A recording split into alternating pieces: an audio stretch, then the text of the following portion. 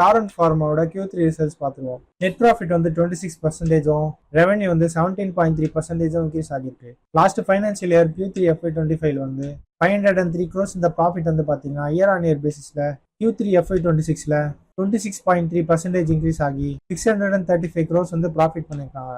Q3 FY25 and 26 compare பண்ணும்போது revenue வந்து பார்த்தீங்கன்னா 2809 crores-லேருந்து 3303 crores-ஆ இன்க்ரீஸ் ஆகியிருக்கு. இயர் ஆன் இயர் பேசிஸ்ல எபிட்டா வந்து 19% இன்க்ரீஸ் ஆகியிருக்கு. அண்ட் அது எவ்வளோன்னு பார்த்தீங்கன்னா 1088 crores. எபிட்டா மார்ஜின் வந்து 33%ல இருக்கு. ஜேபி கெமிக்கல்ஸ் அண்ட் ஃபார்மக்யூட்டிகல்ஸ் அப்படின்ற கம்பெனியை டிசம்பர் குவார்டர்ல அக்வயர் பண்ணியிருந்தாங்க. இதுக்கு வந்து எக்ஸப்ஷனல் காஸ்ட் 10 crore rupees வந்து ரிப்போர்ட் பண்ணியிருக்காங்க. டாரண்ட் ஃபார்மா வந்து பார்த்தீங்கன்னா டிசம்பர் குவார்டர்ல R&D செலவு பண்ணது வந்து 2% இன்க்ரீஸ் ஆகியிருக்கு. அண்ட் டோட்டலா வந்து 154 crores வந்து இன்வெஸ்ட் பண்ணிருக்காங்க. இன்ட்ரிம் டிவிடெண்ட் வந்து 26 rupees அனௌன்ஸ் பண்ணிருக்காங்க. அண்ட் மார்ச் 6 வந்து ரெக்கார்ட் டேட்டா அனௌன்ஸ் பண்ணிருக்காங்க. இந்தியாவோட ரெவன்யூ வந்து 14% இன்க்ரீஸ் ஆகிருக்கு. அண்ட் அது எவ்வளவுன்னு பாத்தீங்கன்னா 1798 crores. யூஎஸோட ரெவன்யூ வந்து 19% இன்க்ரீஸ் ஆகிருக்கு. இது எவ்வளவுன்னு பாத்தீங்கன்னா 321 crores.